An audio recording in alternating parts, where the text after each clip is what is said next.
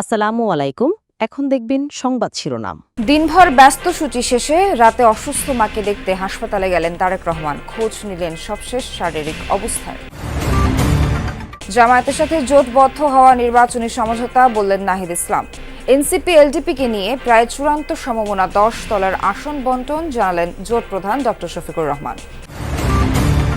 নির্বাচন ঘিরে রংপুর 1 আসনে সরব বিভিন্ন দলের প্রার্থীরা। জাতীয় পার্টির দুর্গে এবার ভাগ বসাতে চায় বিএনপি জামায়াত, পিছিয়ে নেই এনসিপি, ইসলামী দল সহ অন্যরাও।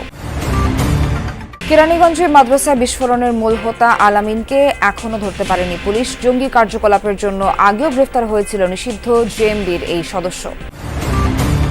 সারা দেশে বেড়েছে শীতের তীব্রতা, কনকনে বাতাসে বিপর্যস্ত জনজীবন। ঘন কুয়াশার কারণে দক্ষিণাঞ্চলে রাতে লঞ্চ চলাচল বন্ধ।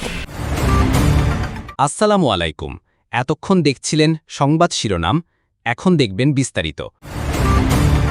রোববার দিনভর রাজনৈতিক কার্যক্রম আর ব্যস্ততা শেষে মা বেগম খালেদা জিয়ার শারীরিক অবস্থার খোঁজ নিতে রাতে এভারকের হাসপাতালে যান বিএনপির ভারপ্রাপ্ত চেয়ারম্যান তারেক রহমান। রাত প্রায় 11টার দিকে তিনি হাসপাতালে পৌঁছান। প্রায় 1 ঘণ্টা অবস্থানের পর সেখান থেকে বের হন। এ সময় তার সাথে ছিলেন স্ত্রী ডক্টর জুবাইদা রহমান। গত 25 ডিসেম্বর লন্ডন থেকে দেশে ফিরে সন্ধ্যায় 3 বারের প্রধানমন্ত্রী ও মা খালেদা জিয়াকে দেখতে যান বিএনপির এই ভারপ্রাপ্ত চেয়ারম্যান। শনিবার বিএনপি চেয়ারপারসনের শারীরিক অবস্থা সংকটাপন্ন বলে জানায় বেগম খালেদা জিয়ার চিকিৎসায় গঠিত মেডিকেল বোর্ড। এর আগে নিজ কার্যালয়ে প্রথম অফিস করেন বিএনপির ভারপ্রাপ্ত চেয়ারম্যান তারেক রহমান। রোববার দুপুরে গুলশানের চেয়ারপারসনের কার্যালয়ে তাকে স্বাগত জানান দলের স্থায়ী কমিটির সদস্যরা। এই কার্যালয়ে তারেক রহমানের এটি প্রথমবারের মতো আসা, যার মধ্য দিয়ে নতুনভাবে শুরু হলো রাজনৈতিক পথ চলাও। অনানুষ্ঠানিকভাবে দলের স্থায়ী কমিটির বৈঠকও করেন তিনি, যেখান থেকে আগামী নির্বাচন ঘিরে নির্বাচন কমিশনকে সহযোগিতার সিদ্ধান্ত নেয় বিএনপি। আলোচনা হয় গণতান্ত্রিক উত্তরণ ও জনজীবনের নানান সংকট নিয়েও। চেয়ারপারসনের কার্যালয়ে প্রথমবারের মতো বিএনপির ভারপ্রাপ্ত চেয়ারম্যান তারেক রহমান। নির্বাসিত জীবন শুরুর পর চালু হওয়া এই কার্যালয়ে এর আগে আর আসা হয়নি তাঁর। দেশে ফেরার পর চতুর্থ দিন দুপুরে গুলশান অ্যাভিনিউর বাসভবন থেকে বের হন বিএনপির এই শীর্ষ নেতা। 5 মিনিটের মধ্যেই পৌঁছে যান দলের চেয়ারপারসনের কার্যালয়ে। তাকে অভ্যর্থনা জানান স্থায়ী কমিটির সদস্যরা। এরপর কার্যালয়ে নির্ধারিত অফিস কক্ষে বসেন তারেক রহমান। জামায়াতের সাথে জোট নৈতিক বা আদর্শিক জায়গা থেকে নয়, বরং এটি একটি নির্বাচনী সমঝোতা। হাদি হত্যাকাণ্ডের পর পরিবর্তিত রাজনৈতিক প্রেক্ষাপটে বৃহত্তর ঐক্যের পথে নিয়ে গেছে এনসিপিকে। সংবাদ সম্মেলনে এমনটাই জানিয়েছেন দলটির আহ্বায়ক নাহিদ ইসলাম। এই সিদ্ধান্তের কারণে যারা পদত্যাগ করেছেন সেটি একান্তই ব্যক্তিগত বিষয় বলে মন্তব্য করেছেন তিনি। আসসালামু আলাইকুম। জামায়াত আমিরের ব্রিফিংয়ের পর বাংলা মোটর কার্যালয়ে সংবাদ সম্মেলন ডাকে জাতীয় নাগরিক পার্টি এনসিপি। এতে দলের আহ্বায়ক নাহিদ ইসলাম সহ দলের শীর্ষ নেতারা যোগ দেন। অন্যান্য দিনের তুলনায় এক কাতারে নেতানেত্রী সংখ্যাও ছিল চোখে পড়ার মতো। তাদের সাথে নিয়ে জামায়াতের সঙ্গে জোটের সিদ্ধান্তের কথা জানান নাহিদ ইসলাম। শরীফ ওসমান হাদির যে শাহাদাত বরণ এবং তাকে প্রকাশ্যে গুলি করার মাধ্যমে বাংলাদেশের রাজনৈতিক প্রেক্ষাপট অনেক বেশি পরিবর্তন হয়েছে। বলেন, বর্তমান রাজনৈতিক প্রেক্ষাপটে সংখ্যাগরিষ্ঠের মতামতের ভিত্তিতেই জোটবদ্ধ হয়েছে এনসিপি।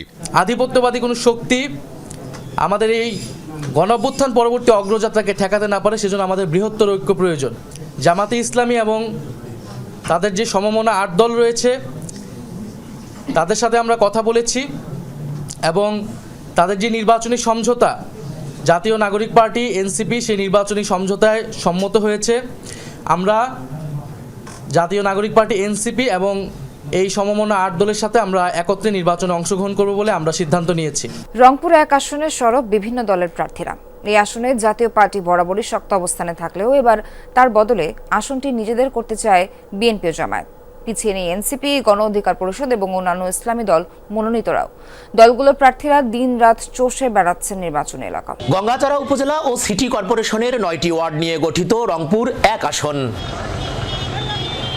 বিগত সংসদ নির্বাচনের পরিসংখ্যান বলছে এই আসনটিতে জাতীয় পার্টির শক্ত অবস্থান। ত্রয়োদশ জাতীয় নির্বাচনে দলটির প্রার্থী লন্ডন প্রবাসী মঞ্জুম আলী। তবে পরিবর্তিত পরিস্থিতিতে আসনটি নিজেদের করতে মরিয়া বিএনপি ও জামায়াত। ধানের শীষের প্রার্থী মোকাররম হোসেন সুজন দিনরাত চষে বেড়াচ্ছেন নির্বাচনী এলাকা। পিছিয়ে নেই জামায়াত প্রার্থী রায়হান সিরাজিও। একটি প্রজন্ম ভোট কি জিনিস বোঝেই না, সেই ফ্যাসিস্ট সরকারকে সরিয়ে দেওয়ার কারণে দেশের মানুষের একটা দাবি ছিল তাদেরকে বাড়ানো। সেই দাবির ভিত্তিতে আমার বাংলাদেশ জাতীয়তাবাদী দল সেটা যথেষ্ট ভূমিকা রেখেছে এবং দেশের সমগ্র মানুষ সে ভূমিকা রেখেছে। তারই ফলশ্রুতিতে মানুষ বাংলাদেশ জাতীয়তাবাদী দলের প্রার্থীকে বেছে নেবে। শত কোটি মানুষের বর্তমান প্রত্যাশা সেটি হলো পরিবর্তন। আমি গঙ্গাচড়াবাসীর কাছে, গঙ্গাচড়াবাসী ইতিমধ্যেই তারাও পরিবর্তনের দিকে ঝুঁকে পড়ছে। যে উন্নয়নগুলো, দৃশ্যমান উন্নয়নগুলো, এগুলো কিন্তু জাতীয় পার্টি এবং হোসেন মোহাম্মদ এরশাদের দ্বারাই হয়েছে। আর বৃহত্তর আমাদের এই, যদি আমরা জাতীয় পার্টিকে বুঝি তাহলে আমরা রংপুরকেই বুঝি, আর রংপুর এক আসন মানেই তো আপনার জাতীয় পার্টির প্রাণকেন্দ্র। রাজধানীর কেরানীগঞ্জে মাদ্রাসায় বোমা বিস্ফোরণের মূল হোতা আলামিনকে এখনও ধরতে পারেনি পুলিশ। স্থানীয়রা বলছেন, পরিচয় গোপন করে সম্বন্ধীর নামে ৩ বছর আগে বাসাটি ভাড়া নিয়েছিলেন তিনি। মাদ্রাসার আড়ালে স্ত্রীকে সাথে নিয়ে বোমা বানানোই ছিল তার কাজ। সরেজমিনে অনুসন্ধানে জানা গেছে, আলামিন নিষিদ্ধ জেএমবি সদস্য। জঙ্গি কার্যকলাপের জন্য একবার গ্রেফতার হয়েছিলেন তিনি। রয়েছে 7টি মামলাও। কেরানীগঞ্জের হাসনাবাদের উম্মাল কুরা ইন্টারন্যাশনাল মাদ্রাসায় শুক্রবার সকালে এভাবেই বিকট শব্দে বিস্ফোরিত হয় বোমা। মুহূর্তেই উড়ে যায় একতলা ভবনের চারপাশের দেয়াল, ক্ষতিগ্রস্ত হয় আশপাশের ভবনও। বিস্ফোরণের পর ভবনের এই বড় বড় ইটের দেয়ালের টুকরোগুলো ছড়িয়ে ছিটিয়ে পড়ে 30 থেকে 40 মিটার দূরেও। ধ্বংসস্তূপের অবস্থা দেখে আঁচ করা যায় এটি কোনো সাধারণ ককটেল ছিল না।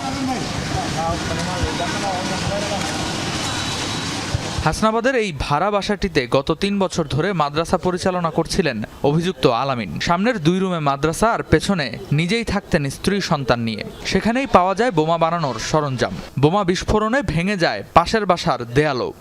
ওখান তো হুইল পাউডারটা নিয়ে এই ঘুরে খাবে বটিটা নিয়ে এমনি হুইল পাউডারটা কাটবো। আর এমন টাইমে যে হুইলটা পইরা গেলাম এই পর্যন্তই জানি, আর কিছুই জানি না।